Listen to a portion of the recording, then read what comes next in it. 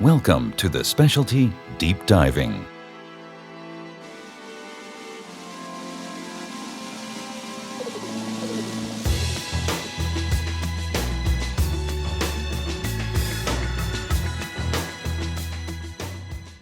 Deep diving offers new challenges not found in shallower depths. Being experienced and knowledgeable about how your total diving system functions, increased air consumption at depth will make your dives more enjoyable. Training in SSI deep diving will open doors to many new sites and different activities, such as wreck diving and the chance to photograph marine life only found at deeper depths. When deep diving, there are conditions to plan for that will make your dive more enjoyable. At deeper depths, more air is needed for normal respiration. Depth will increase your air consumption and may require the use of larger cylinders. Other factors that may affect air consumption are your physical size and level of diving experience. Larger individuals may need more air, while experienced divers may use less because they are more relaxed in the water. By being in good physical condition, eating right, and knowing your own personal limitations, deep diving will be an enjoyable adventure. Remember, diving is equipment-intensive and a buddy sport. Each diver should wear equipment that will help a buddy in an emergency. Each diver must be equipped with his or her own computer. Computers should not be shared while diving. Your SSI Dive Center can help you and your buddy select the best dive computer to fit your needs. When diving in cold water, you always have to take into consideration that a regulator can freeze. If you want to learn more about this and other advanced information, you might want to look into the SSI Science of Diving program. Dry suits require special training. Therefore, it is recommended that you take part in an SSI dry suit diving specialty course.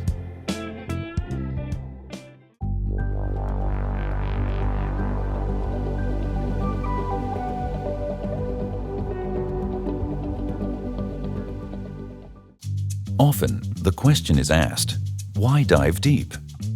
Deep diving opens the door to many new and exciting dive sites. These sites include deeper wrecks, reefs, wall dives, and more. People participate in deep diving for various reasons. We must first define deep diving. Dives made to depths deeper than 18 meters or 60 feet are considered deep dives. 30 meters or 100 feet is the recommended recreational diving limit. 40 meters or 130 feet depth limits are recommended only for trained deep divers. Your deep diving limits are based not only on the environment, but also on your personal experience level, comfort level, and skill level. Dive planning is always important, but when diving deep, it becomes even more so. All the steps you've learned in your open water diver program must be followed in order to make your dive a successful adventure. A dive slate is helpful when deep diving. Write down important information discussed during your pre-dive plan, such as your maximum depth and bottom time, a dive profile, and contingency plan. It is important to be aware of the amount of air available to you when making deep dives. Cylinders for scuba diving come in many sizes. The 12-liter, 80 cubic feet cylinder is one of the most common and would be a good choice when making a deep dive. Cylinders with larger volume are available for divers with higher air consumption. Other considerations when choosing a cylinder are how they affect your buoyancy before and after the dive. Aluminum cylinders will tend to be positively buoyant at the end of the dive. So, you may want to add some more weight when diving with an aluminum cylinder in comparison to steel. This will assist you with a slow ascent to the surface and the ability to make your safety stop.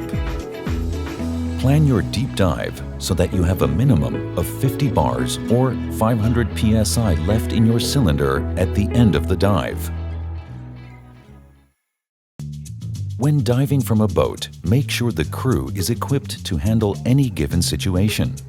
The boat should have all the emergency equipment needed, such as a first aid kit, radio, and oxygen kit with trained personnel. Knowing the location of the nearest medical facility also falls into the category of good planning. Preparing for any dive trip begins with training, practice, and knowing your own limitations. Don't let egos interfere with safety. Advanced training will teach you the skills to dive comfortably, but experience is gained only through diving. When planning a deep dive, you should consider how often you dive and at what depths. It's a good idea if you gradually increase your depths as you gain experience. When planning a deep dive, be sure to allow plenty of surface interval time before you plan on flying, especially after diving deep. Driving in a car to high altitudes also increases the risk of decompression sickness after deep diving. A minimum surface interval of 24 hours is recommended in order to be reasonably assured a diver will remain symptom-free upon ascent to altitude or in a commercial jet airliner. As always, a written plan discussing objectives and reviewing hand signals is the first step before donning your equipment. The slate is very important for deep dive planning. You should write down your plan as well as a contingency plan. This way, if you decide to dive deeper, you don't have to recalculate your bottom time underwater.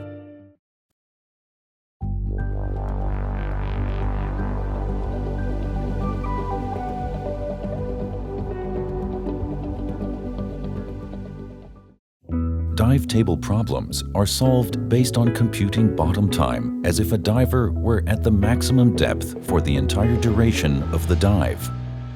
This would mean the dive has a square profile. In reality, spending your entire dive at a specific depth is very unlikely. Most dives will be multi-level. Let's say you dive to 24 meters or 80 feet. Then work your way up the reef to a small wall located at 14 meters or 45 feet. As you ascend the wall, you end up at 8 meters or 25 feet. You should then ascend to 5 meters or 15 feet for your safety stop for 3 to 5 minutes. Your profile would look like this. This is multi-level diving, and computers will give you credit for ascending to shallower depths, thus increasing your bottom time. Many divers choose to use computers for this reason. Most air-integrated dive computers will calculate your air consumption rate throughout the dive and log it in the computer log. This is a very handy feature and another reason why computers are highly recommended for all deep dives.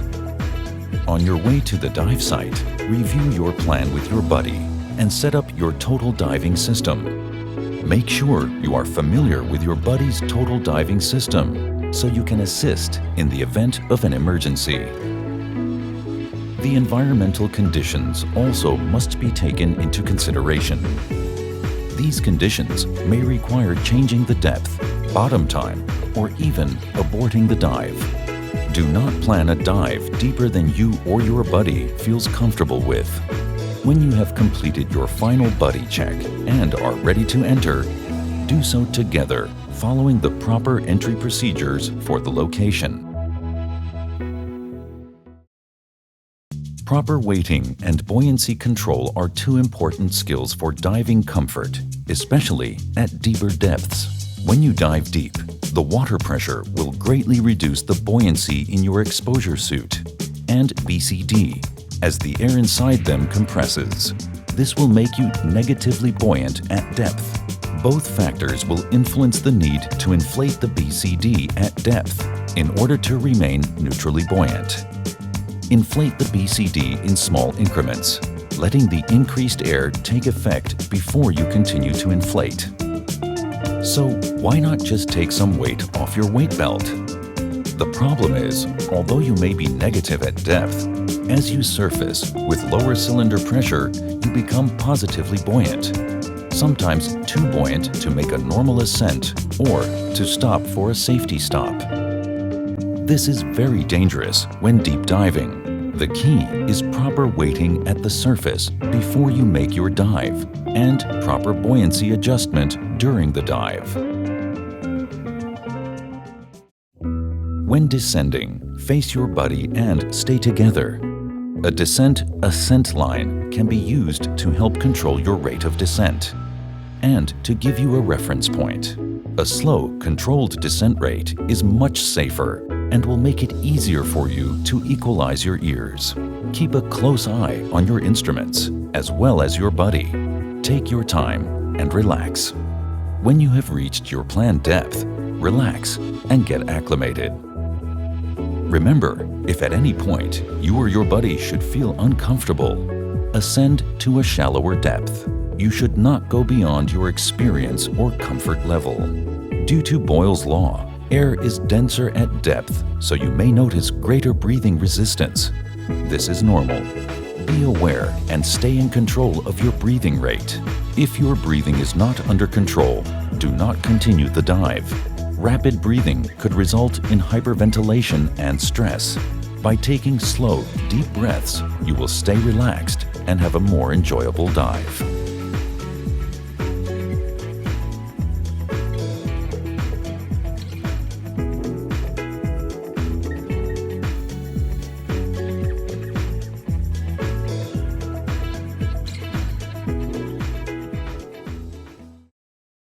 Deep diving also introduces certain hazards due to the increased pressure at depth.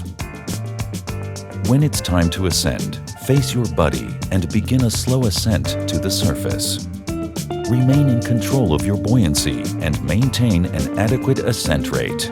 Remember, should you need additional gas during your safety stop, it is recommended that a redundant breathing system be tied off at 5 meters or 15 feet for 3 to 5 minutes to off-gas excess nitrogen.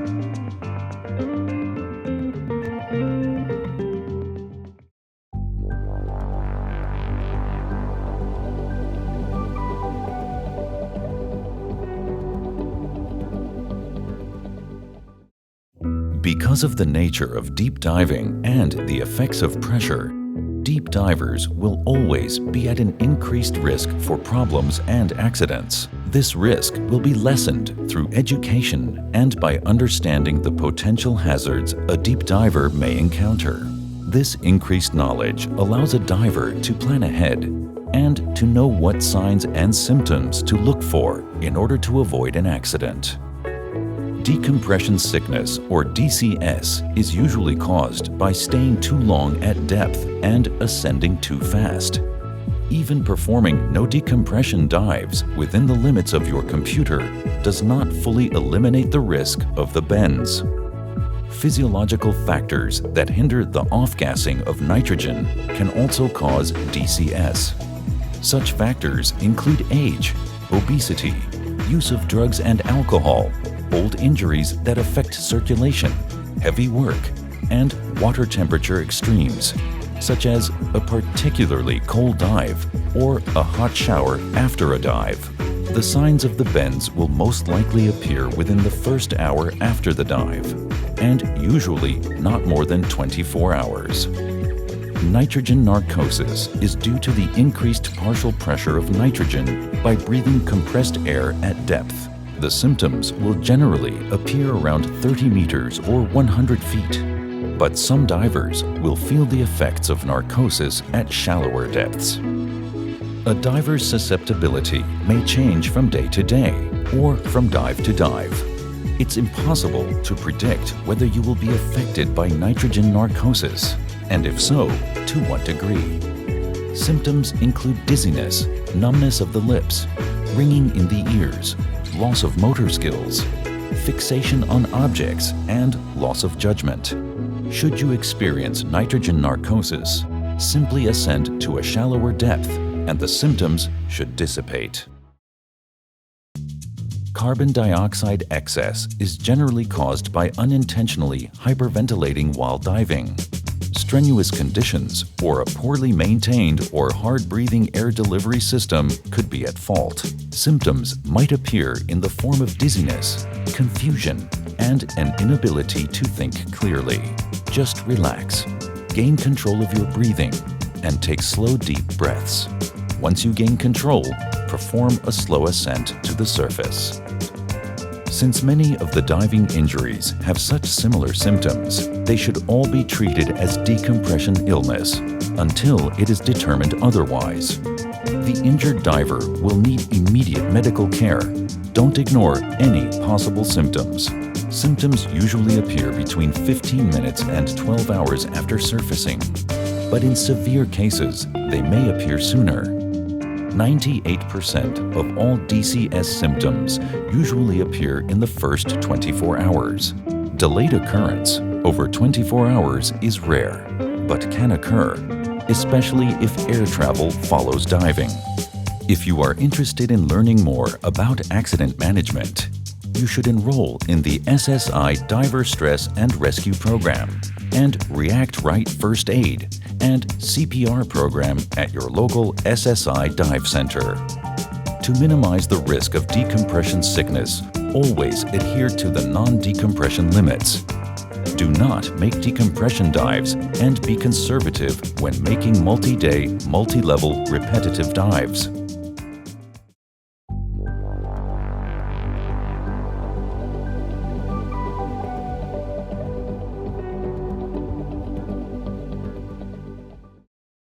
Another precaution is performing your safety stop for 3 to 5 minutes after each dive. Then surface and exit according to the safest, easiest method. After the dive, rehydrate and relax. If you are planning to make a repetitive dive, there are a few basic rules you need to follow. For most divers, it's not just enough to dive once and then call off the diving day, especially when you have traveled to an exotic diving resort or are diving from a live-aboard boat. Most divers like to make as many dives per day as they can. Avoid strenuous activities between dives and drink plenty of non-alcoholic beverages. Dehydration is thought to be a major contributor to the bends. Remember to pre-plan both dives before entering the water, as your surface interval will be directly related to both dives. Also, it is common practice to do your deepest dive first. All recreational deep dives should be planned according to the non-decompression limits, because the recreational diving community does not advocate the practice of decompression diving.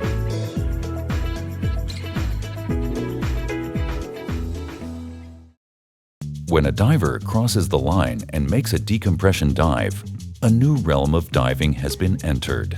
The diver must fully understand the consequences and increased risk of decompression diving. This is not to say that some people do not perform decompression dives. However, this group of divers is very experienced, with many logged dives.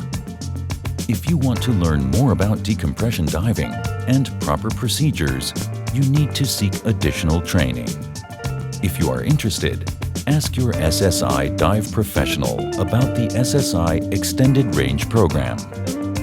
A word of caution should be expressed that neither computers nor dive tables totally eliminate the risk of decompression sickness. No table or computer can guarantee your safety because of the many unknown and extenuating factors associated with decompression sickness. However, diving with a computer greatly increases your comfort and helps eliminate as much risk as possible. Remember, plan your dive and dive your plan, and you will be headed for an exciting deep diving adventure.